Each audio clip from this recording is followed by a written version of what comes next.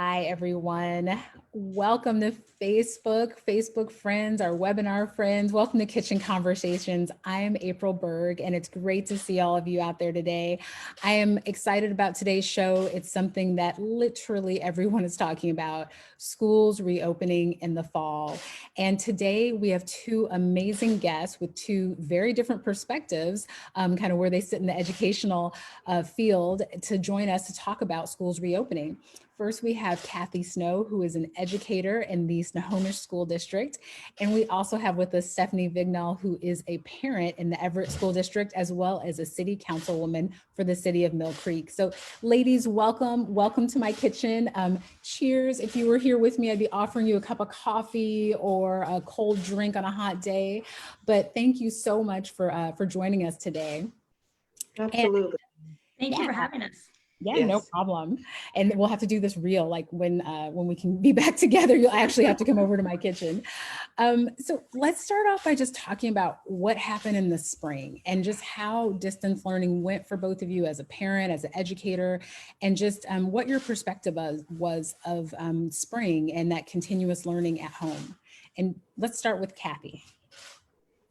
Okay, well, I just want to say that we closed schools. It wasn't a matter of there was a plan in place and then we closed schools. And there was kind of a panic around what should we do now? And really someone on another Zoom call that I had participated in, really Maslow, making sure that the kids' needs were met, our educators' needs were met, took precedence over Bloom. In other words, Bloom's taxonomy of learning and evaluating and all of those types of things. And so first we were just trying to make sure that kids were okay and that our peers were okay and things like that. We weren't given very many directives other than the fact that we weren't supposed to expect kids to do anything right away. Mm-hmm. And parents and our community got to watch in real time as policy was being made. Mm-hmm. And it's frustrating for us as it was for parents because, you know, I live in my community. I've got my neighbors that are parents and they're asking me questions that I didn't have the answers to. Mm-hmm. So distance learning became an evolving sort of thing. And finally, when Reichdahl on April 21st came out and said, okay, do no harm, mm-hmm. How grading needs to proceed. Mm-hmm. And we went with it. We went with what we were asked to do. Was mm-hmm. it perfect? No. Was it even really good? To be honest, no.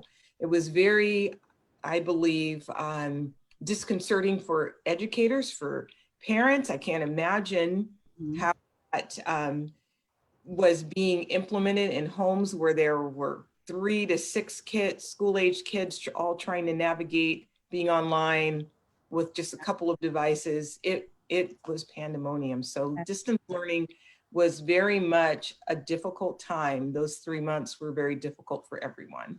And so Stephanie, as a parent, just kind of off of what Kathy was saying, how did you feel? You know, I think for parents, at first it was kind of, okay, we were out, at least for the Everett School District, we were out those 2 weeks, right? These were out for 2 weeks. And I think I started feeling like we might be out longer than 2 weeks, but a lot of parents really were, okay, this is 2 weeks. So we just, you know, this is just short term. This isn't something to stress too much about. Mm-hmm. But as it became apparent to everyone that this was going to be long term, then all of a sudden the panic set in because, you know, everybody, how do I make sure that my child is getting their education while I'm having to go to work and participate online in my own meetings and things like that at the same time. And, you know, for me, I had a kindergartner. Mm-hmm. So that was, I think for me, the issues you would have there are different than the issues that someone would have who has someone in high school. But mm-hmm. kindergartners are so used to that social interaction, and everything is from a social interaction. And so I did see that they were, things got better as the time went on, that they started coming up with more things for the kids to do. And I did personally feel like our kindergarten team did a really good job of posting things that helped me with how to do things to help keep encouraging. Like my daughter did grow still in her reading abilities and some of her math abilities. Not as much as she would have, I feel, if she'd been in school, but face to face. But I feel like she did still progress some for the rest of the year. So it wasn't just halted. But it was really difficult to try to figure out how to teach your child. And, at first it was fun for her, I think. But as the time went on, it got to be where she Kind of old. yeah, it's no fun being taught by mom anymore. And I don't want to listen to mom, and I don't want to do my schoolwork. Yeah, exactly. And I think all the parents, at the further we got through the school year, the less the kids were wanting to listen to their parents to do schoolwork, and the more frustrating it got. So No, and I think a lot of folks, I've got two at home for high school, middle school. So I'm right there with you, Stephanie. They did not want to hear from me. They did not want to listen to me. And it was difficult. But Kathy, something you said too about Maslow's needs and how that became our focus as a district. And just so folks know, that's that hierarchy of needs, right? And so if you don't have housing and food, employment, you just go down the list, and somewhere down the bottom is kind of that continuous learning piece, right? So as districts and as community members, we all really wanted to make sure our kids and our families were fed, and that everybody was safe and that everybody was healthy. And it felt like learning was kind of down in there near the bottom. And every district did it differently. So kind of on that trail, let's talk about reopening, right? So we came from the spring, we've got everybody's basic needs met. We've had some really, tenuous moments at home with our kiddos. Let's talk about reopening. And so let's start with you, Stephanie. I mean, as a parent, when we start talking about schools reopening, what should districts be thinking about and focusing on? As a parent, I feel like there's a lot, I have friends who are on all sides of this issue. I've got some who are like, we really need the kids to go back to school. We can't go to work. We can't, and we need to work. And I've got friends who are like, I don't want to send my kid back to school. I'm worried. I don't want them there at all. I want online learning. And I think from my perspective, I kind of look at this as there's so many moving pieces, and it's so complex. And, when I look at reopening, I feel like it has to be done in a way where we are taking the health department's guidelines and following those and listening to their advice, because they know more than we do. And also, we have to take into consideration the teachers and their safety and their health, as well as the kids and their safety and their health. And then you lump all that in there. I'm concerned about their mental health because I think, especially when I look at the elementary school kids, I know it's hard on them to not have any direct social interaction. And so I think there's a struggle. How do we balance all of those needs, their need to learn, their need to have that social interaction for their well-being, and their need to stay healthy and safe? And how do we make all that come together in a plan so that we can accomplish that? No, absolutely. And Kathy, I know you're an educator, but you're also a leader in your district, having some of these conversations. So what are your thoughts about reopening? So much like Stephanie said, there are those folks who are on the continuum, those who want to come back. They recognize that their kids need them. Special educators know that Zoom calls are not effective for disseminating learning for their kids. They need to do some different strategies depending on what their individual education plans are. Not to mention there's the other continuum, and I've got to say this before we move any further. We all are professionals, but we've got people in our district from varying income levels, right? That's true. of my high schoolers were the only ones who were working in their homes because their parents had been laid off. Mm-hmm. So that becomes a different conversation when we talk about how are we helping to support all of our families. And that really is the goal of public education, in that we are caring about holistically what's going to happen for our families. So we're talking about that in our certificated, and that means teacher group conversations. How are we going to do this effectively? What's going to benefit everyone? How are we going to stay safe? Absolutely. There was something on your sheet about the aging population of teachers. If you look at the bell curve on our district, a lot of our educators are in that 45-year-old plus area. And so what happens for those folks when they are feeling maybe a little concerned about stepping into the classroom? How are we going to keep everybody safe and the needs of our students? So we're working on that. Well, and I'm glad you brought that up about the students that you said are basically becoming the primary breadwinners in their home. And it feels like we haven't moved very much further than we were in the spring, right? Of meeting those basic needs. And so as we look at the fall, those students will probably still be the primary breadwinner in their homes. And we still, as districts, have to figure out a way to meet them where they are. And so just kind of to your point about the aging population of teachers, Kathy, there's a lot of different ideas going around about how to reopen, right? So now we're like, okay, we're going to do this.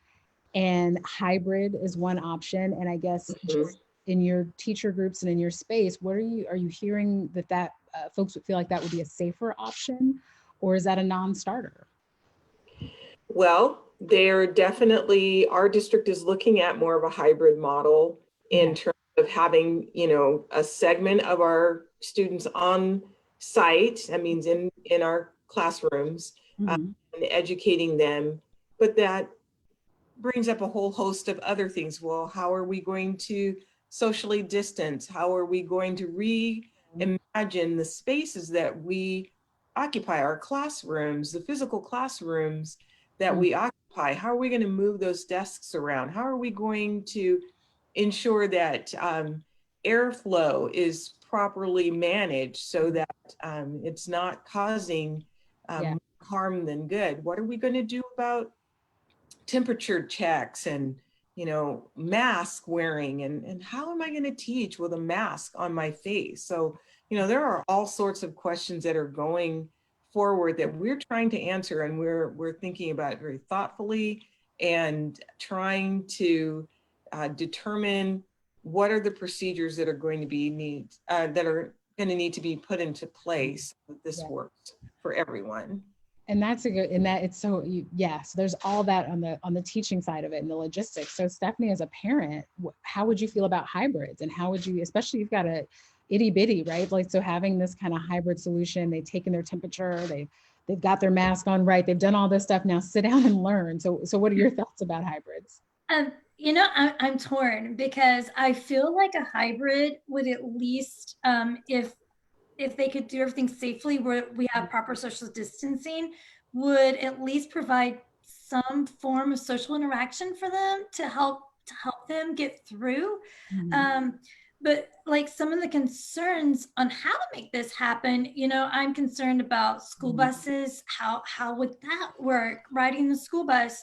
And then another thing I'm really concerned about, especially with the elementary kids, because I think there would still even have to be another backup plan, because we all know that our kids have snotty noses for like and a cough for like all of October, November, and December. It doesn't keep it real, yes. It's just like no fever, just that cold that they have.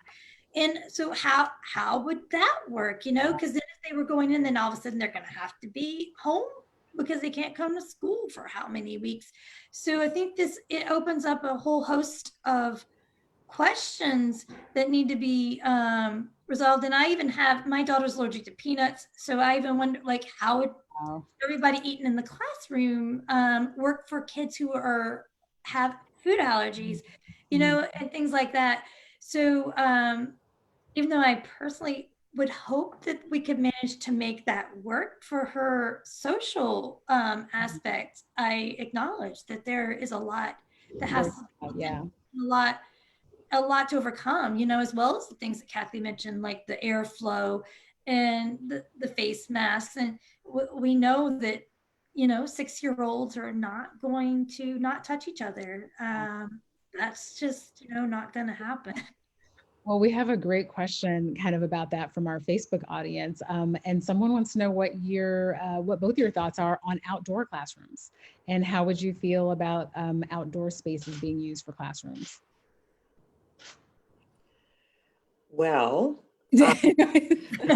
I saw that question flash by, and I thought about you know, the fact that I believe there was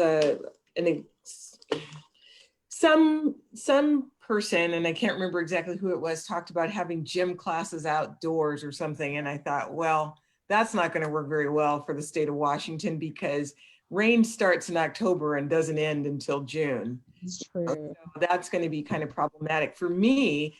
You know, I teach business and government, and there is no way that you can have students outdoors with computers. That just isn't going. Yeah, the technology piece of it. Yeah, that piece won't work. But we're not talking about paper packets anymore in schools, and most schools do not deliver instruction. There's a myriad of strategies that we utilize with our students. So I don't know how that could work here in the state of Washington. What are your thoughts, Stephanie? You've got a kindergartner, or I know. Rising first grader. Well, rising first grader. I suspect this question is coming from, we actually have a couple of outdoor preschools. That I have some of my friends that are really excited about those, and like to send their kids to those. I think there might even be one over by McCollum Park, but I could be wrong. Oh yeah, I think you're. So they do that outdoors, and they do that year round. I can see that, you know, for some parents that may be, you know, for that age group, that is a very exciting option for some parents and some kids, that they might do better outdoors. I think, you know, not all kids are gonna thrive outdoors, though. When it's cold and it's rainy, I think it's gonna take a kid with a certain type of outlook and perspective to be outdoors the year round. I'm personally not a rainy day kind of person. So being outdoors all the time would not be something that I would appreciate very much. So, but I have a feeling that's where that question is coming from. That's a good point, from the younger grades to have some of the younger kiddos do it. Well, it kind of brings me to the next hot topic in this subject, which is 100% online. We had two of the biggest school districts in the nation. I think it was yesterday, San Diego and Los Angeles say, hey, we're just gonna call this a day. And so what are your feelings about if we just said from the get-go, 100% online, you know what you're getting into, what's basic and stable? Let's start with you, Stephanie. I think, you know, if they decide, you know, if the health department decides there's just no way that we can safely bring the kids back, and this is what we have to do, then that's what we have to do. I think the problems that I see that come up are going to be, you know, there are people that need to work, and they're not going to be able to go to work and make sure their kids are getting their education. You know, having a kindergartner last year, I spent I spent the whole morning, half of my day going through those things, because she's too young to do them by herself, helping get her educated. And I think one of my concerns is that not every parent is as fortunate as I am that they can be home and have that time to do that. And so those children are falling further and further behind. And so I think the concern is, how do we make sure that we're not leaving the kids back behind when we're doing everything online and their parents can't be there?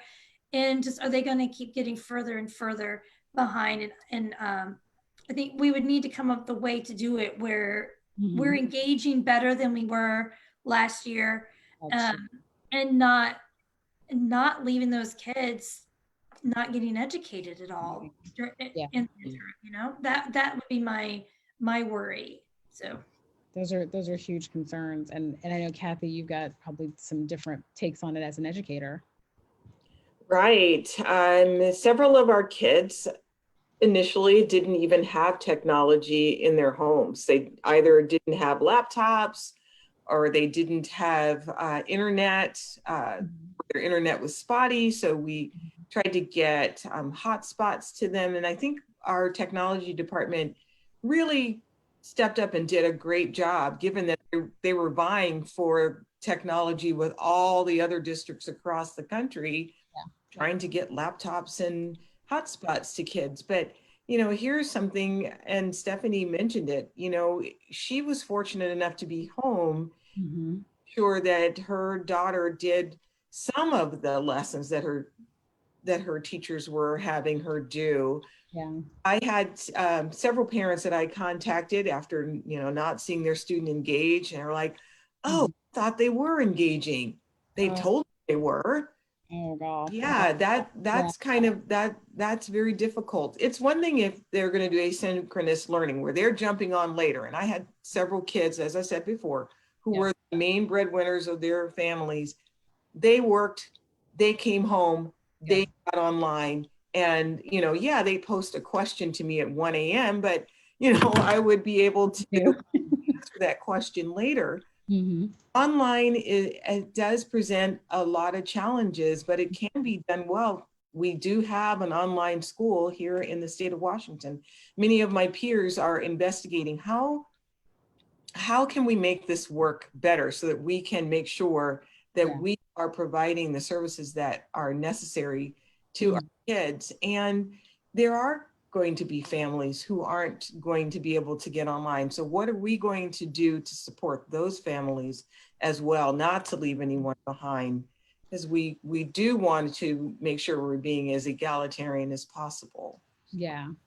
Well, and I think that the impact on families, that's the piece that I, as a parent, as a district leader, all of my different hats that I wear, that's the piece I keep coming back to is this impact. And it's so, inequitable on families in this space, and how do we make it right? But I think to your point, Kathy, making sure that we can get that technology piece fixed and making sure that continuous learning really is continuous learning, not just, I guess having a plan is the best way to put it. But so any other impacts? I mean, I think through it, I try and walk myself through what it would be like to be a student and a teacher coming into this space in the fall, right? So you've got temperature, you've got your mask, you've got your distancing, you probably don't have your friends necessarily. They might be on A day and you're on B day. You've just ridden kind of a wonky bus schedule. And now after all this, deep sigh, and you sit down and now learn. And so I guess from both of your perspectives, given that model, do you see success? Do you think that could be a successful way to move forward in the fall? Well, I certainly hope so. We do have there's not like we have a whole lot of choices, but we are, and at least I can only speak for my district. We are working furiously to try and make this work for our kids. We are so committed to making sure that our kids are successful. This isn't, this is just a job for me. This is my life. I love my students and I want to see them make it and be successful. So what is it going to take, and what are some of the things that I'm going to need to do as an educator to ensure that they actually get it? How are we going to revamp our schedules so that this actually will be a workable solution for kids during the day? We're not going to be able to continue to have, for high school, 55-minute class periods, because we've got to be able to do cleaning in between, right? So all of those things logistically, what is it going to look like? So we're working furiously, and I'm hoping for the best. Same. I think everybody is really hoping we can make it happen while keeping educators safe. That's the key too, is that no one should have to feel like they're not safe. But Stephanie, what about you? As you with the little one, even just keeping the face mask on. That was one thing I know a lot of folks have asked, like, how do you even keep a first grader or a kindergartner to get their mask on all day? But what are your thoughts for the fall?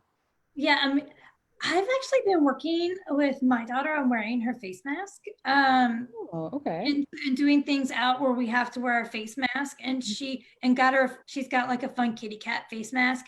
So I'm gonna work on getting some more cute ones, because I think if they're fun, she's more excited about wearing it, at least for now. Yeah. So but I guess when I'm looking at that social aspect, even if I think that's an important part of their growth and their overall well-being. So every child's gonna be different. And it's so hard because my daughter is so social that I feel even if she gets in the schoolroom and there's all the complications and she doesn't learn as much because there's all these things going on as she would have learned, she's still going to pick up more than she would have just with me trying to teach her. That's a good point. And I think it's gonna help her have that connectedness with her teacher and her friends, to just be, even if it's just to see them, even if it's just once a week that she gets to go see them, that kind of will help with that aspect for the overall well-being. And that in return, I think is gonna help learning, because they're just gonna be coming from a better space. Yeah, that's perfect. Yeah, because that when you said that about the whole, even if after everything kind of I went through that whole litany of getting there and that big deep sigh, it's still better than not seeing your friends and not having that interaction and being in front of your teacher. So that's actually something I think all districts should pay attention to try and get folks as much as possible back into the classroom. Yeah, that's a huge point. Well, as we're kind of wrapping up here, I always like to ask folks, what do you want to leave our at-home folks with? I mean, as an educator, as a parent, as leaders in your community, what takeaway do you want folks to kind of have after this discussion, this awesome discussion about reopening our schools? For me, I think to take away for those who have the power to make these decisions, I think for me, it's important that we're following the health guidelines laid out from our health department.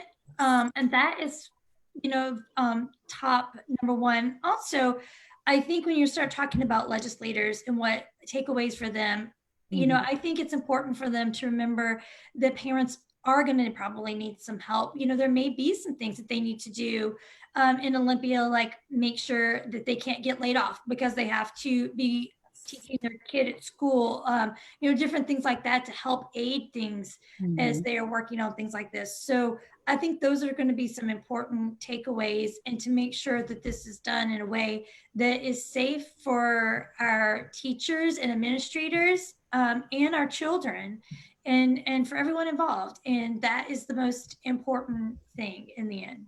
That's huge. And what about you, Kathy? I guess my takeaway would be that we are partners with our parents in educating our kids. I call them my kids, but they're really your kids, and I am partnering with you. So as an educator, and also, I had kids who went through the Snohomish School District, communication is going to be key. And so we're going to communicate with our parents, but we also need our parents to communicate with us the needs of their students and to be honest about what those needs are, because we can't have maybe the same separations that we might have had before. We need to have a certain level of trust that we are all in this together and that we are going to uphold one another and we're going to get through this together. And so we are really going to need to link arms and make this work. So absolutely. That's April, sorry, I just thought of something else. Sorry, I know we're running out of time. I think from a parent perspective, from my own parent perspective, for me, one of the takeaways too that's really important is I think I need clear guidelines and expectations. And that is the number one thing for me, because I kept going through sometimes and I wasn't sure, do I need to make my child do every single item they post? Do I only need to make her do some of the things they would post? What is actually expected and what what are you looking for? And I think that's really important that everyone knows this Yeah. is what the expectation is and this is what's expected of you. Thank you for saying that. Thank you Absolutely. both for those, because I think that the key thing, right? Clarity, consistency, and like you said, Kathy, we're all in this together and we're partners in this. And I will say, if there's an encouraging thing to take away from all of the trauma that this public health crisis has brought on, is that we're now partnering better than ever with our families, and everybody's being brought into discussion about how to better educate and better serve kids. And I think nothing but good can come from having those discussions. So thank you so much for both of you coming on today. This has been incredible. It's been timely. You both are doing amazing work. I mean, I can't even tell you, both of you are just really helping things get moving forward for our kids and our schools and our districts. So thank you so, so much. I want to let everybody know, including you guys, next week's show, we're going to keep talking about schools reopening because it is so top of mind right now, but we're going to talk to some youth. We are going to talk to high schoolers from 4 of our largest high schools in the 44th district. So you guys can imagine which ones I'm talking about. I am going to wait to tell you later which ones they're coming from, but they are amazing young people who are active in their communities. They're leaders in the community. Some of these folks are sitting on stakeholder groups in the district. I mean, I can't tell you how excited I am to hear from them. So we're going to keep talking about it, but hopefully tune in next week. Ladies, thank you for sharing today about your thoughts as an educator and a parent on reopening. And thank you for coming into my kitchen on this beautiful Tuesday afternoon. So I'm going to say cheers and goodbye, but I will definitely be seeing you next week on Kitchen Conversations right here with April Berg. Thank Have you, a April. great day. Thank you. Thank you, Bye. everyone. Bye. Take care.